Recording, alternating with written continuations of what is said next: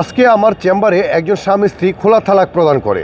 তারা 2019 সালে বিয়ে করেছিল এবং তাদের এই দাম্পত্য জীবনে একটি 5 বছরের একটি পুত্র সন্তান রয়েছে। তাদেরকে আমরা অনেক বোঝানোর চেষ্টা করেছিলাম যাতে তারা এই কাজ থেকে নিজেদেরকে নিবৃত্ত রাখে, কিন্তু পরবর্তীতে তারা অনেক বোঝানোর পরও এই সিদ্ধান্তে উপনীত হয় যে তারা আসলে খোলা তালাক প্রদান করবে। আমরা আসলে আজকে জানাবো আপনাদেরকে যে আসলে খোলা তালাক বিষয়টা কী এবং খোলা তালাক কীভাবে প্রদান করতে এবং খোলা তালাক প্রদানের সুবিধাটা কী। আসসালামু আলাইকুম, আমি অ্যাডভোকেট মোহাম্মদ নজরুল ইসলাম। আমি বাংলাদেশ সুপ্রিম কোর্ট এবং ঢাকা জজ কোর্টে আইন পেশায় নিয়োজিত আছি। আমাদের ইসলাম ধর্মে রীতি অনুযায়ী ডিভোর্স বা তালাক হচ্ছে একটা নিকৃষ্টতম হালাল কাজের মধ্যে একটি হালাল কাজ।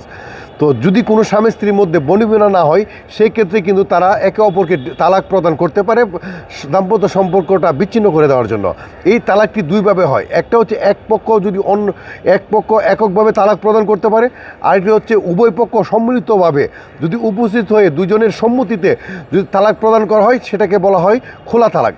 খোলা তালাকের ক্ষেত্রে সুবিধাটা হচ্ছে যদি দুই পক্ষ উপস্থিত হয়ে সাথে খোলা তালাক প্রদান করে, তাহলে সেই ক্ষেত্রে তালাকই সাথে সাথে কার্যকর হয়ে যায় এবং তাৎক্ষণিকভাবে এই তালাকটি কাজ করতে থাকে।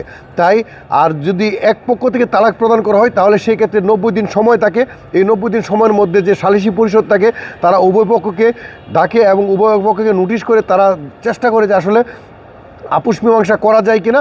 যদি করা যায় সেক্ষেত্রে কিন্তু এই 90 দিনের মধ্যে এই তালাকটি প্রত্যাহার করা যায়। কিন্তু খোলা তালাকের ক্ষেত্রে কিন্তু তালাকটি আর প্রত্যাহার করার সুযোগ থাকে না, কারণ খোলা তালাক সাথে সাথে কার্যকর হয়ে যায়। আর সেই ক্ষেত্রে এই ধরনের আইনগতভাবে সেই তালাকটি আর পুনরায় প্রত্যাহার করার সুযোগ থাকে না।